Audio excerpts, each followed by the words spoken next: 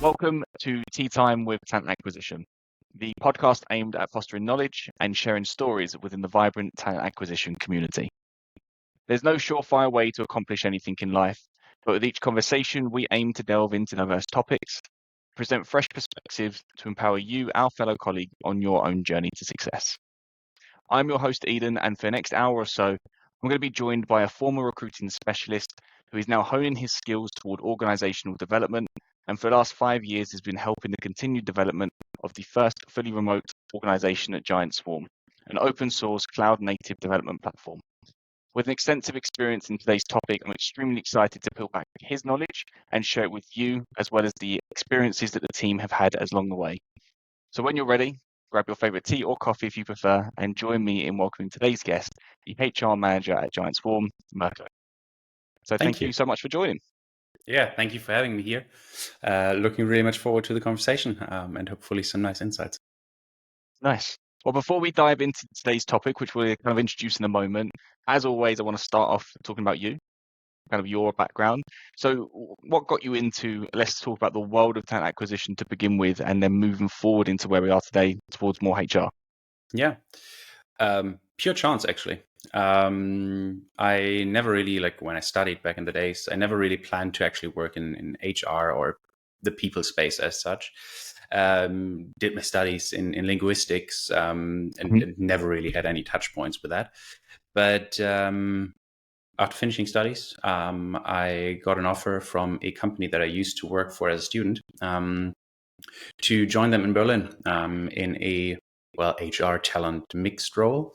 And from there, basically started my journey from, really small-sized startups to medium-sized grown-ups to now I'm reluctant to call ourselves a startup anymore because we're now slowly approaching the 10 years.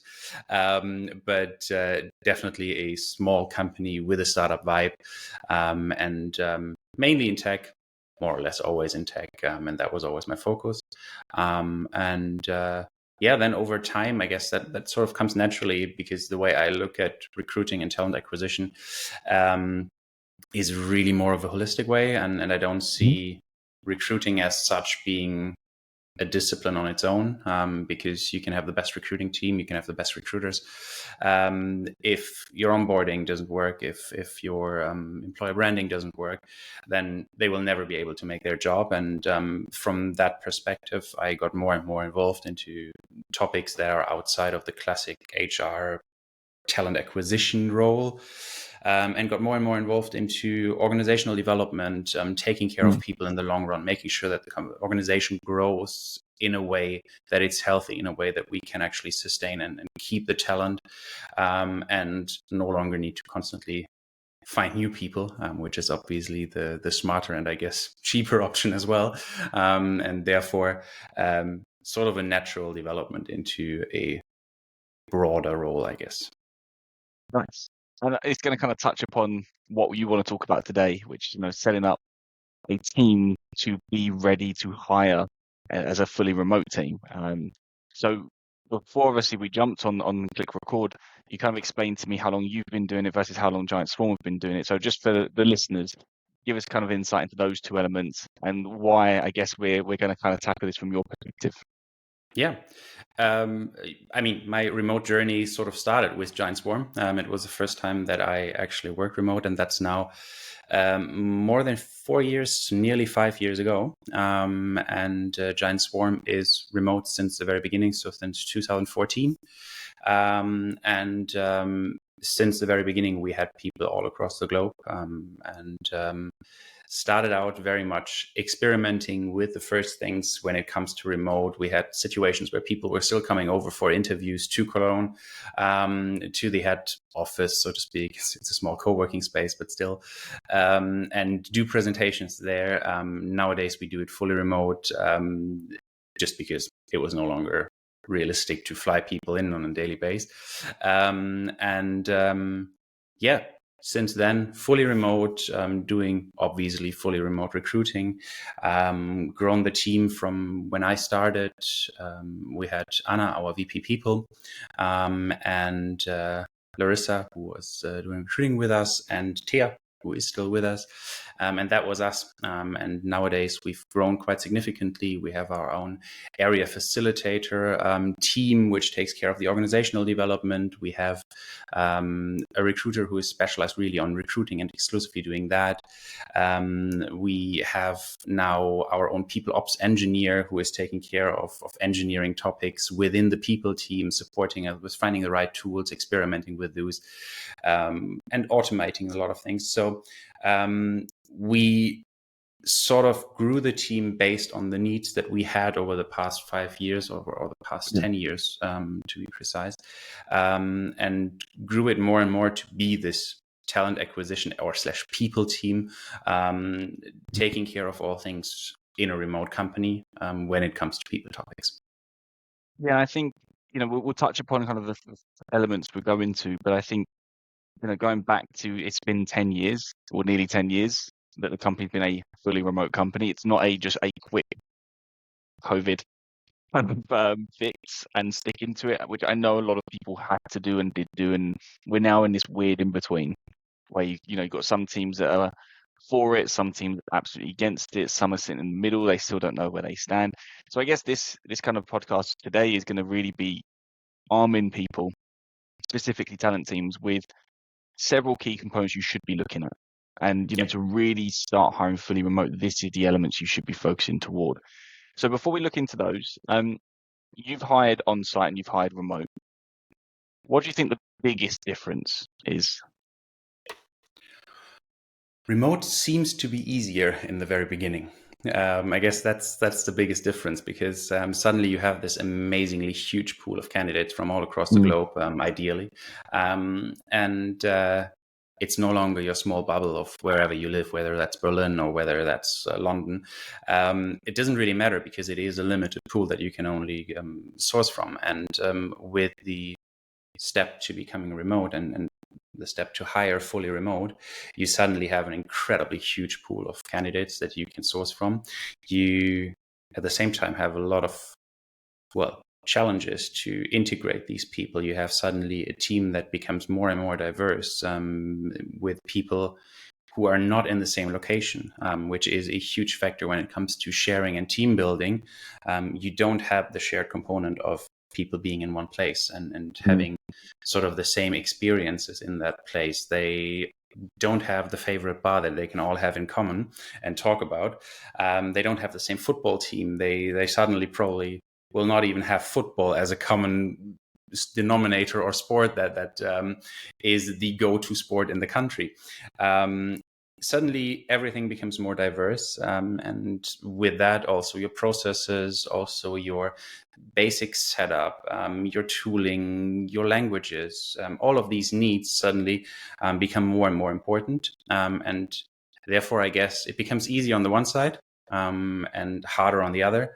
The actual recruiting, I guess, easier. The things you need to keep in mind in order to successfully recruit in the long term and in a sustainable way, way harder, way more complex. But if you ask me, way cooler, way more exciting, more diverse, more interesting. You meet so many great people from all across the globe. You get so many new insights, so many new ways of looking into things and onto things, which is, in my perspective, one of the greatest assets of hiring fully remote. I mean, I've done mostly on-site hiring or hybrid hiring the last decade of doing it. And it's obviously been since COVID we did remote. And even now, I would say I've got a handful of companies that are fully remote. One, which is remote first and has been since pretty much the same period, to be honest, as Giant Swarm. And you're absolutely right. Recruitment looks easier because you go from having, say, 2,000 people you could look at in the local market to 20,000. But that also brings the massive challenge of you cannot go through every profile. So your sourcing methods need to be better. You need to be a better equipped kind of talent partner to your hiring manager to truly deter who is good, who is right. So you're not wasting time. There's so many different things you have to think about, which I think it takes a little bit of time to get your head wrapped around. So hopefully, what we'll go through will help people and kind of carve through that quite quickly. Or if they're stepping into a remote role themselves and never done it, we should be able to do it. So there's 3 core elements that that you've kind of explained to me that we'll go through, and it's basic setup. And then on top of that, well, after that, shall we say, we need to have the right tooling in place. But even with those two in place, we still need to have the right mindset from the people as well. And those trio of elements have to come together in order to be a successful remote team. Is that right? Hopefully, I would say. I guess there are, apart from these three core elements, there is a lot more to actually be successful. These are what I would consider the setup and the things you need to keep in mind at the very beginning. Sure. And for me personally, it's very important. All of these things are very, very specific to each company. Something that might work at Giant Swarm will for sure not work in a different company. And even though it's super successful here, it's maybe a complete failure in a different company. And therefore, you really need to try out what works for you, what works for your team, what works for your company best. And experiments are the key to that. And you just have to go through them. Sometimes it's painful. Sometimes it takes time. It takes money. But if you want to do something right, I think you have to try it out on your own, and you have to make your own experience. What I can share is what I think are valuable things.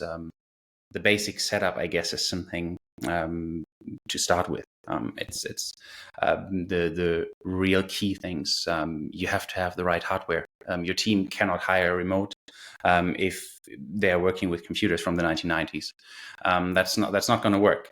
It's that simple. So you need to make sure that you give the people the right tools, that they have a nice audio setup. I'm sitting in front of a good microphone. That's something that each recruiter at Giant Swarm gets when they start with us. What about your make headphones? Sure. Sorry. What about your headphones? I have to say it. I lost these. I had to say it. No, that's totally fine. I personally decided at some point headphones are good, but I prefer not to use them because it's just nicer for having a conversation. So it's nicer for moving I'm going to around have a to bit. dig you out now. For anyone who is going to be listening to this, Mirco's headphones stopped working before we clicked record. So I do Sorry have to for find that. that one out. That doesn't reflect Giant Swarm's budget on the equipment that they offer to the teams by any means. That was Absolutely not. that was a technical issue that we didn't foresee. Yeah, 100%. The good thing is, and that's part of how we do it at Giant Swarm, we have a budget for that. So each month I have an allocated budget for things like headphones, for a new mouse, for a new keyboard, for a new camera, and things like that. And also covering things like my internet connection. Another of these basics. I cannot hire if I have an internet connection that constantly breaks down. Impossible. Yeah. Hopefully that works now. But these are basically the very, very basic things. You need to have a good place to work. And again, also that is super different. Within Giant Swarm, we have so many people doing so many different things regarding their workspace. Some people prefer, and that's me, for example, having a quiet office space. So I have my own office room at home with a proper setup, with a screen, with a microphone, with a camera that's adjusted in the way that I like it. Others work from a van, completely different setup, but at the same time, they need to be able to have a great internet connection. They need to be able to work with their setup. And as a company, it's our responsibility to sort of make sure they get the right tools at hand.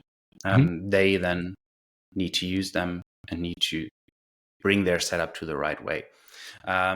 Again, super individual. Each person needs to find their own happy place, so to say.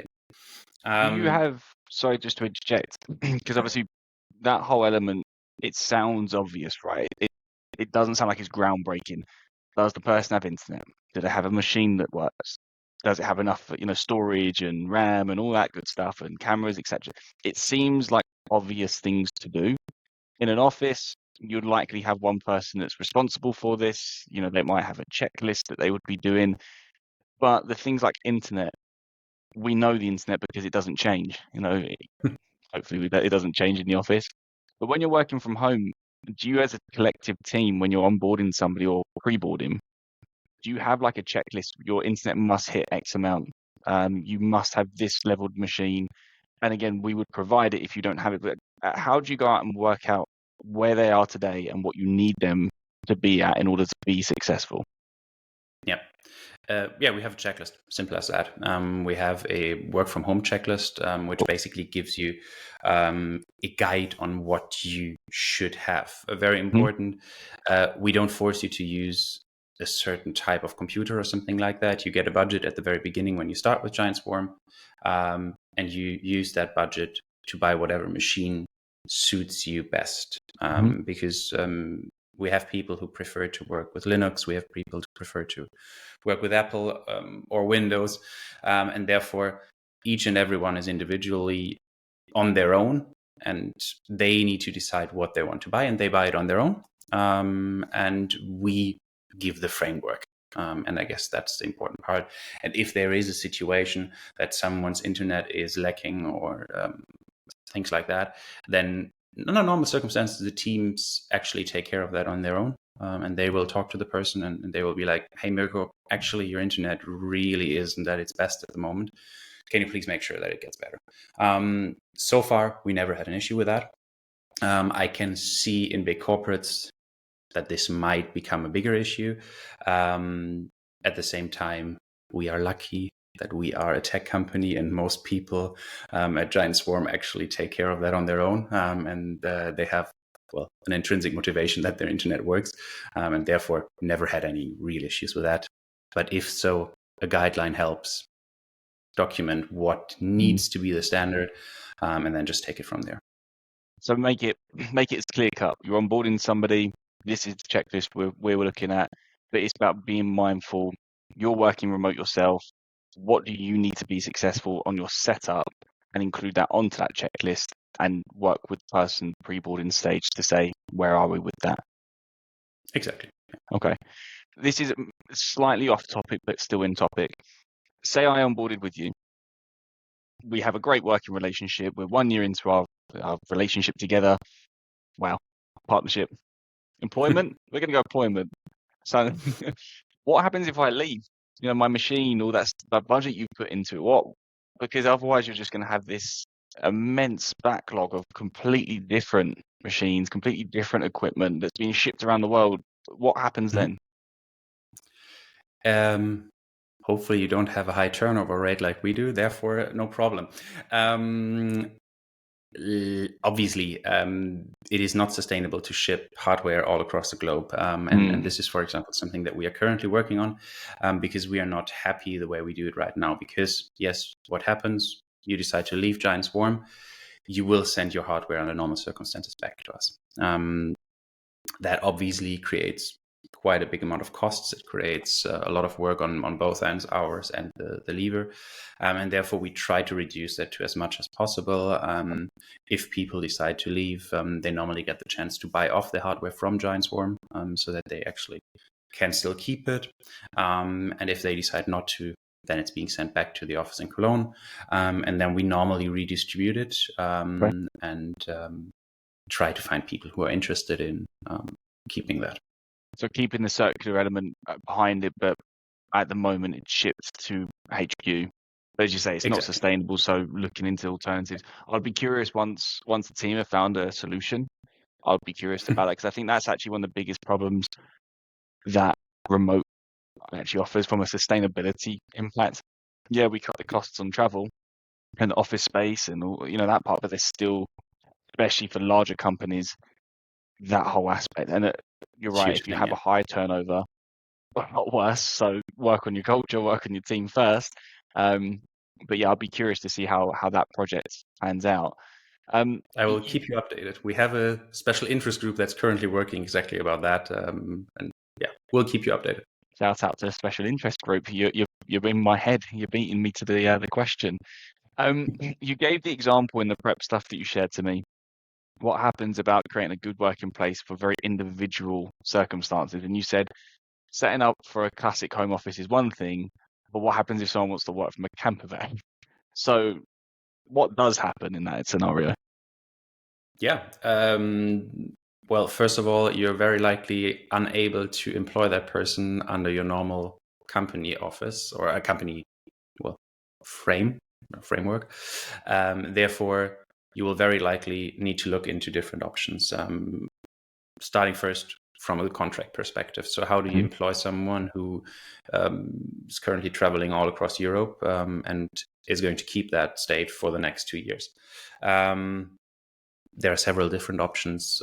Things like freelance contracts are always a good thing, because then the person traveling needs to take care basically of setting up their own company, and they need to take care of paying taxes in the country that they register the company, their own company in.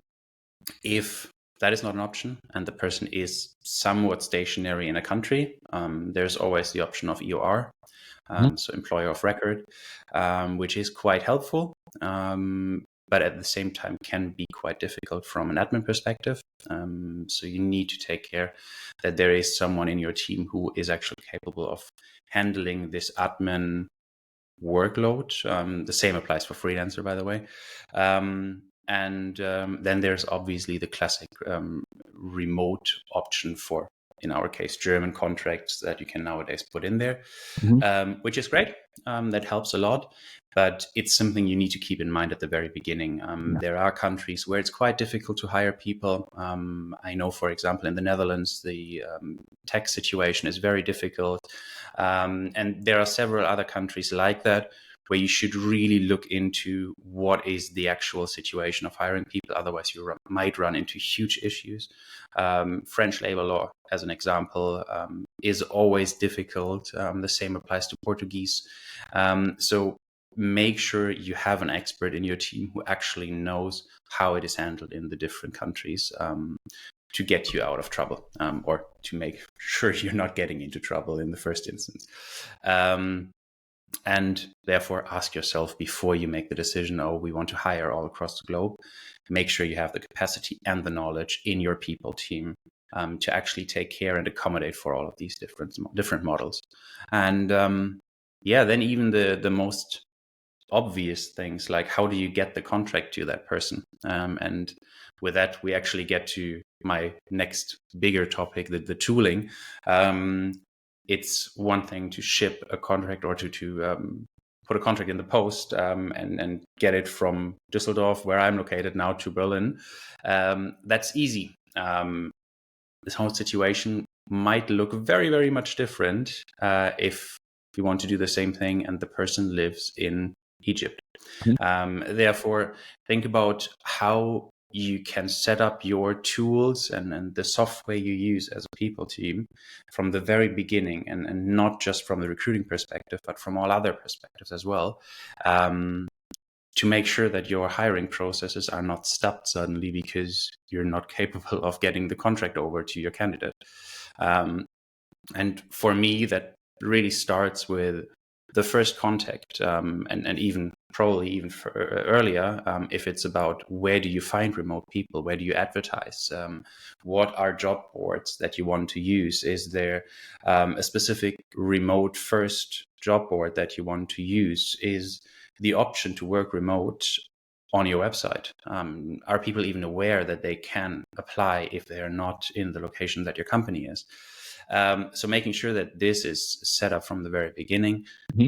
Then we continue with the actual recruiting process, which I think is before we dive probably, into that, just curious, because immediately I'm thinking, what job boards? Where were you advertising? Not necessarily, you haven't got to give all your trade secrets away, that's fine. But what sort of platforms have you seen work quite well for remote hiring? For our case, it is quite specific. Obviously, you have the normal ones like Remote.io and things like that. What we like to do, and this is something that I always like to do when it comes to recruiting, is be a bit crazy. Like, don't go the normal way. Think a bit around the corner. We started using GitHub quite a lot, which is a developer tool, and they have some amazing lists on GitHub for remote first companies, for even ranked based on different traits that the company offers and things that the company offers.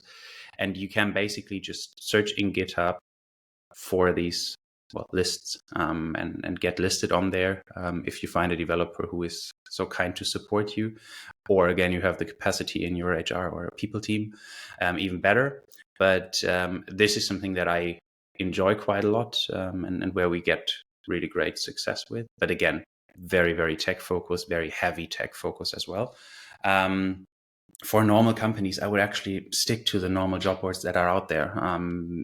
Most of them nowadays have options to list remote. Even your job board that you might use for your own company will nowadays have the option to say, yes, we hire remotely. Yeah. And therefore, I guess, don't go completely crazy. Start with the basics and then do the experiments on top. I guess that's always a good start. I would also just throw maybe some of the things that we've seen. Groups on LinkedIn, Slack channels, they work really, really well. There's always sub threads, especially on Slack, where it's like remote. There's just this whole topic of remote. So if you're in a JavaScript group, just search a channel, see if there's any remote, and throw some jobs up in there if needed. I just literally, as you were talking about, I literally typed in GitHub remote companies, and literally a list of 50 come up. So if anyone's listening and want to do it, feel free. Obviously, then contact the person who's sharing the list. It could be a great way as well. A really simple, actually effective way that, yeah, obviously it's unique to software. But a lot of the people that are listening probably would sit inside this category anyway, so it's still relevant. So we've identified, okay, we know how we want to advertise the remote aspect. One element, of course, there's a lot of different things. Branding comes into it. As you say, people even know we hire remote. But the next kind of element from your side as well is, as you said, the actual hiring process. So when we talk about the tools to ensure that the hiring process is, straightforward, it's fair, it's inclusive, when we're looking at remote, what's kind of the areas that have worked well for you? Mm-hmm. And then I'm also curious to hear about maybe experiments that haven't gone well, if any. I guess one important element that we always try to focus on is efficiency and making it as fast as possible. Because yes, on the one side, you now have access to this massive amount of people who are suddenly interested in your jobs. At the same time, these are the people who have access to the jobs all across the globe. And therefore, they will be off the market quite fast. And if you're not fast enough and if you're not able to convince them, then you will have a problem. Therefore, what we try to do is make sure that the entire process runs really, really smooth and that there are no stops within the process. So we normally try to stick to a maximum 3 days of no communication with a candidate rule, so that the candidate never stays untouched for more than 3 days. We make sure that people get automatic replies if they write us an email, that they get automatic replies when they apply, that way around. And that they feel at any given point in time during the process, they can approach us and they can really actively say, hey, Mirco, what's going on? Haven't heard from you. What is the current situation? Yeah. Transparency is another key element that we really do care about, not only from the recruiting perspective, but actually from the company culture perspective as well. Therefore, we try to make sure that the candidates have at any given point in time, the feeling that they know what is happening behind the curtain, because they haven't seen you in real life. They don't know if that company is even real. You could just interview them for a fake company. So you need to build up trust as much as possible from the very, very beginning. And the only way to gain that trust is to be very transparent and very open. So if there is any problem that we face during the recruiting process, and there are millions that could occur from, you have two candidates who are running through the process at the same speed and time. How do? You have only one position left. Be honest, be transparent. That is the current situation. Let's make sure that we find a solution for that as fast as possible, but don't leave the candidates behind. If that happens, that's the worst thing that can happen, because they will lose trust and they're gone.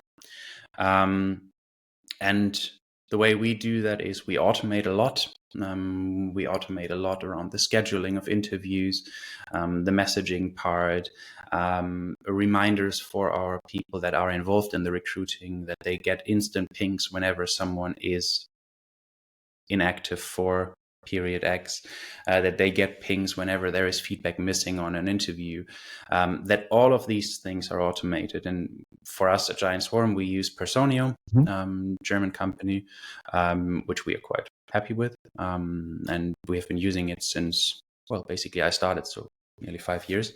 And the way we work with it is in a fairly loose way, but we use it as our framework to actually operate in. So we will always change things. Again, also be a bit flexible when it comes to the candidate. Time zone issues are always something that you will face during the recruiting process when you hire fully remote.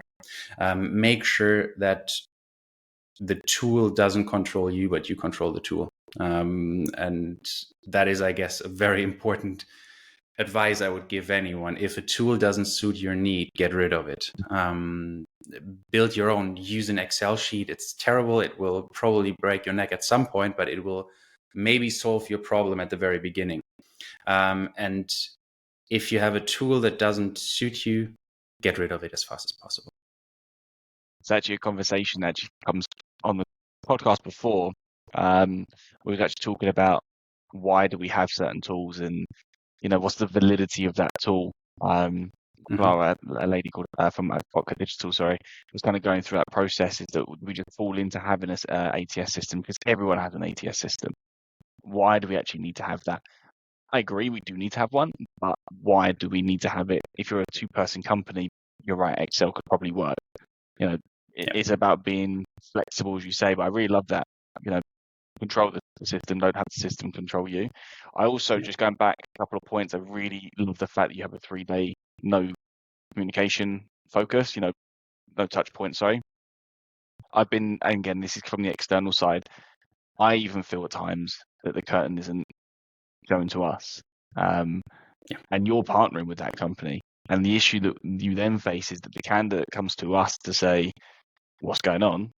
And you either have to lie, which is terrible, or you have to say, look, I don't know, which makes it even worse, or go to the company, and the company then says, look, go away, like we've got other things going on, we're busy, blah, blah, which is fine, everything happens. But it sounds very much like what Giants were doing, and what you're preaching is just complete transparency on communication.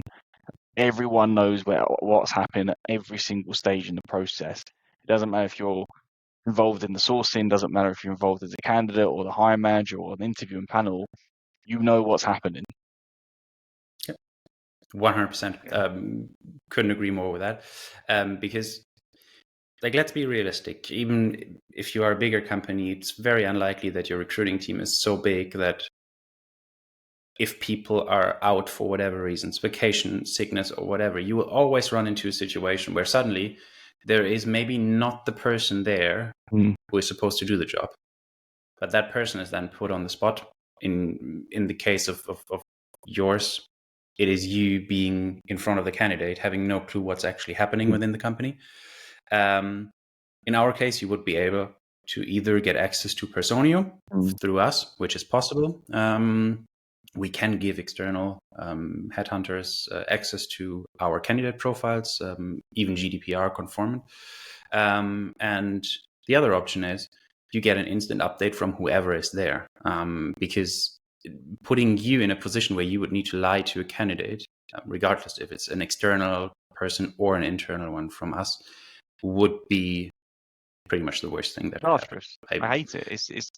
The thing is, when we're saying lie, right, I don't want to sit and say to the candidate, yeah, don't worry, things are going amazing. The lie is person's out of office. I don't know if they're out of office. No one's told me they're out of office, but that's still a lie. And it's still terrible to say, because but when you're saying to you, Mirco, I don't know, the company hasn't spoken to me for 2 weeks or for a week, that also puts red flags into your mind, and it's just, and there could be something behind the scenes that is a genuine issue that they're trying to resolve. Nothing to do with the candidate, nothing to do with the process. And you don't want to create these doubts where there shouldn't be any. But I fully, by the way, back what you're doing as a team. That makes obvious sense. It is the right and only way to do it. There's not a lot of teams are there, unfortunately. I mean, if you ask me, the way we do it makes the life of the team so much easier, because first of all, you have the actual stress for the team. Lying is never easy. It's never fun. It's not helpful. It makes you feel terrible. It is terrible for you as a person. But the more important part for me is even it kills your efficiency. Because if I'm not replying to candidates for a week, I have a pile of messages in my inbox saying, "Hey, Mirco, what is actually going on? Yeah. Why are you not replying to me?" Terrible situation. I now need to go back, reply to all of these candidates. First of all, hey, really sorry, we missed to actually reply you in time. I will come back to you in a day with an actual feedback. Then I need to go back, check with the hiring manager, see what they think, and then go back to the candidate again. Instead, I can do that upfront, have a communication, for example, towards the candidate before Christmas. That's something that we do every year. 1 week before Christmas and 1 week after Christmas, there is no hiring and nothing's going to happen. And we write that as a message to all candidates that we have in our pool. Hey, sorry, we're actually not sorry. We're on vacation. We're now enjoying family time, we're relaxing, and we are getting some fresh energy for the next year. Totally fine. No one on this planet will say, nah, shitty company, I will not apply there. Don't work for them. I will withdraw my application. Yeah. Exactly. Everyone will be like, okay, cool. Yeah, they're on But I know where vacation. they That is stand. fine. Exactly. Yeah. And I guess that's the most important part. And therefore, transparency is the key there. And I guess circling back to where we were coming from, you can get that transparency by using the right tools, by making your life easier with using automated messages, scheduled messages that you can set up 4 weeks before Christmas, saying on the 20th of December, we get a message to all our candidates out saying, hey, we're out of office. Problem solved. No one needs to think about it anymore. It was once for 2 minutes in our planning, we discussed it. Then someone set up the message and it's off our list. I think this element, right, of people listening, I might be seen as a bad character, and I'm cool with that. But I guarantee at some point, if you really look back and think, did I say something to a candidate I shouldn't have done to try and get out of a sticky situation? Everyone has done it. I guarantee it. And if you're thinking that now, then you know for a fact that it's time to revamp how communication is being done, how processes are being run. Again, not the core element of this, but candidate experience is one that comes up so many times because it is one of the biggest issues that we still face because we have such diverse processes because each company is unique, but there still needs to be, I believe we need to move some point into some level of commonalities between companies to some degree. I think, then at least the candidate experience it doesn't matter if you're trained by me or if you're trained by you or if you're trained by someone in a completely different country, then it should still hopefully follow some sort of similarities between each other. With obviously the tooling aspect, you also talk about, before we jumped on, about kind of self-service. So once the person is actually hired, and you explained the toolbox. So what do you mean by that? Yeah. Starting with the most obvious thing, in Germany, you have to fill out a lovely form that's called Personalfragebogen. Very rolled off the tongue. And everyone, everyone has to do it. There's no way around it. It's basically you summarize all the information that the tax authorities and other authorities need in order to become an actual full-time employee. You can now do that by sending this lovely form in paper form to the candidate who sits in Bavaria and waits for 2 weeks for the postal service to actually deliver that to them. Or you find a way to do that automated in a nice way. And we use, again, Personio for that. Everyone has their own profile there. They can fill out the information. And during the onboarding, they get an automated message saying, hey, by the way, here is your Personalfragebogen. Please fill that out. You can then upload it. Everyone at Giant Swarm, if you start with us, gets a GitHub issue where all of these things are listed in. And you can just throw it in the GitHub issue. And then someone from our people team will pick it up, will file it properly, and will take care of everything else. The amount of touch points there is reduced. And this sort of brings me to something that I think is quite interesting, because what we try to reduce during recruiting onboarding and whatever phase it is of your employee life cycle, we try to reduce the touch points that create work and the ones that feel like work. So all of these administrative processes, let's try to make them as easy as possible, as fast as possible, and as little as possible. Because then what we get suddenly is we get more time for the actual onboarding, for an onboarding that's focused on culture, that's focused on learning the actual job that people have to do, and making sure that they arrive in the company, that we can take care of them, that we as a people team have the time to support them with whatever issue comes up, that we can maybe organize a nice meeting in the city that they are in with the people who are living around, and that we have time for that, instead of wasting our time for administrative tasks and wasting the person's time for administrative tasks. It's just about being prepared mostly, Yeah. and I think it kind of comes down to as well, sitting there and understanding, what do I do once I start a job, or when somebody, and kind of mentally and even as a collective, a hypothetical candidate, someone could be, step by step, what do we legally have to do to have this person in that process, in that job, and then work out, okay, then what needs to be completed, and then from there, how many touch points do they need to have, how many can we automate? Because you're absolutely right, spending more time around culture and more time about building that person into this company opposed to administrative tasks is going to help reduce leavers so soon, which then starts the whole process again. So, you want to get them talking, you want to get them interacting, you want to get them kind of on projects quicker. So that automation component, I think, is really, really important. And again, we're back to where we were before. Transparency, making sure that the people know what to expect. At the very beginning, they get this GitHub ticket here at Giant Swarm, which is, again, a template. Yeah. We don't need to do a lot of work for that. The people team just clicks 3 buttons and we have the ticket created. It covers all administrative tasks. The person can work on it whenever they want, whenever they feel like, well, actually, I have half an hour left because I'm still waiting for the next meeting. They can work on that. If they have questions, they can throw them in there. They will get an immediate answer from one of us as a team because we will be pinged, and we can just take care of that. Yeah. At the same time, the person knows, where am I right now? Am I somehow on schedule, or am I a bit behind? Am I up front? Can I relax a bit and can focus on other things? Can I explore the company a bit because I'm done with my admin onboarding? Fine, I'm out. That's great. And they can only do that if they have the transparency to actually understand where they are right now and what they still need to do. When you're working on site, a lot of the time is somebody from the HR team or people team will be sitting in a room with you going through everything.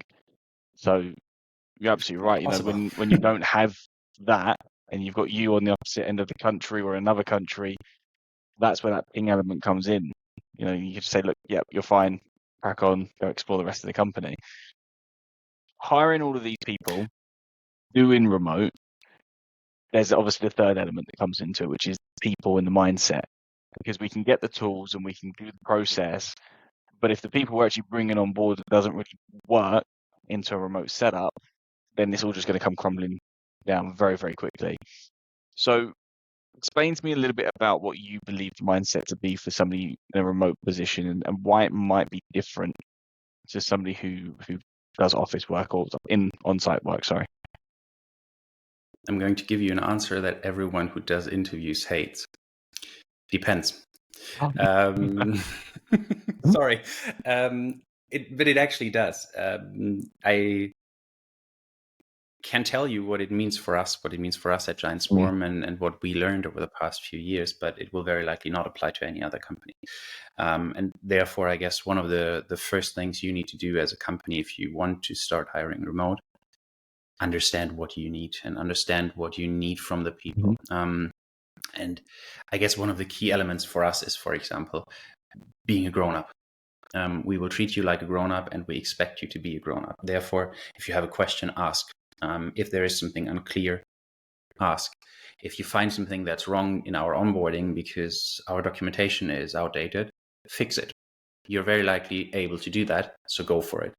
So for us, being an adult is something that is a key element, and acting like it as well. At the same time, what we learned is that it is quite hard for juniors. or for junior people. I don't like the term juniors, but for people who don't have that much experience on the job, actually, because you have to have a certain maturity to keep yourself on track and to be self-disciplined enough to say, okay, no, back to business now. And I guess that's something that is quite important. At the same time, we have super successful, very young people in the company because they are already way further in their career than their age is actually indicating. But you need to understand that you need to find these character traits within the recruiting process. And I guess even before all of that, you need to have people on the team, and especially on the people team, who want to work remote. Because it doesn't help if the company just decides from one day to the other, we're now going fully remote, and the team is not up for it, because the team says, no, we have a lovely office culture, we love it here. And then suddenly you want your recruiters who love working in an office and who love to have coffee chats in the kitchen, and suddenly they need to sell to people that they can work from wherever they want. That's not going to work out. So you need to have the buy-in from the team, and ideally not only from the people team, but from the entire team, to take that step. And then I guess the last element for me in the mindset question is actually, how do you make sure that people love the company? That they fall in love with the culture, that they fall in love with the rest of the people, and that you create relationships, that you build relationships within the company. And that again then circles back to what I said before: less touch points on the admin side, less annoying touch points, and more positive ones, more having yoga together on a Monday morning in a virtual setup works great. We do that. It makes total sense. The step towards doing that is a hard one because it feels weird. Yeah. Especially 3 years ago, it felt super weird. Nowadays, it kind of normalized, but you need to make sure that you create these social interactions, and not just once a quarter, but actually more or less once a day. We use Slack for our communication. We have once per week a morning huddle where people can just join in our random Slack channel where everyone is and just chat, have a coffee chat at the beginning of the day. We have weekly lunch together on Thursday. We have Friday beers that are now moved to Thursday, but anyway, they're still Friday beers. As long as you don't go as heavy as you would on we a have Friday. yoga on Monday. Yeah, I mean, part of that again, we are trying to find the next big thing, or we found it already. Therefore, we are on a 4-day work week. Therefore, no Friday. For me, for example, everyone uses it differently, but something that we realized is a lot of people are off on Friday. Therefore, we move them to Thursday. And again, being flexible, because remote work requires flexibility. It will lead to situations where you have people all across the globe. And that's, for example, part of why we shifted certain social events a bit, because it was impossible for our US employees to join for the afternoon beer, because for them it would have been a lovely morning snack, which felt a bit 9 weird. a.m. pint. And therefore therefore we changed certain events and made sure that it accommodates everyone's lifestyle. And it gets harder and harder the more variety you get from across the globe, and then the more variety in terms of time zone you get. And therefore, then we are back to the very beginning, I guess now. Yes, the hiring as such becomes easier. The processes and everything that follow up becomes more and more complex. Yeah. And I think that kind of sums it up very, very nicely. You say, coming back full circle, we can't get the right people if the setup isn't right. And you can't create the right setup without the right tools. And you can't give people the best way to work without the right tools. And it all just keeps going round and round and round. So all three need to work, as you say, with other points for sure, but they need to work as like the minimum. There's a lot for somebody to think about around this. There's a lot that I've taken away from this as well. You know, when you talk about remote hiring, it seems on paper, oh, it's straightforward. I mean, I would look mostly more towards like, the contracts, the legal side. Does that work? And completely bypass all the other softer elements that are so impactful if you want to build a long-term, sustainable company in the sense of its employees. So there's a lot to unpack. I'm not sure if you're going to convince me to do Monday morning yoga, but I'll be there next Monday. We'll see. If the invite makes its way, you'll see me in my my pirouette. If that's a thing, that sounds very yoga-y. I think that might be more gymnastics. I'm not sure now. Something around that. My swan. Otherwise, Thursday lunch is also Thursday fine. lunch would probably be better, if I'm honest. Yeah. But no, Mirco, I really appreciate you Good. taking the time and going through that. And hopefully, obviously, somebody who's listening does find this useful. I have one final question for you. Hypothetical Go ahead. scenario, right? I am an IC talent acquisition manager. This is the area I'm interested in. I feel as a collective team, this is the route we're going to be going. What's the number one thing that you would recommend that I avoid around remote hiring?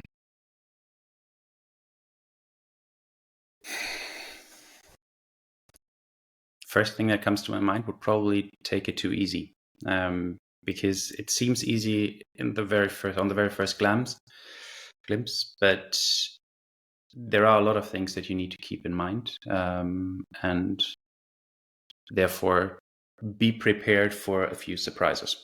Simple as that. I like that. And what a way to end it. Once again, thank you so much for taking the time. Thank you.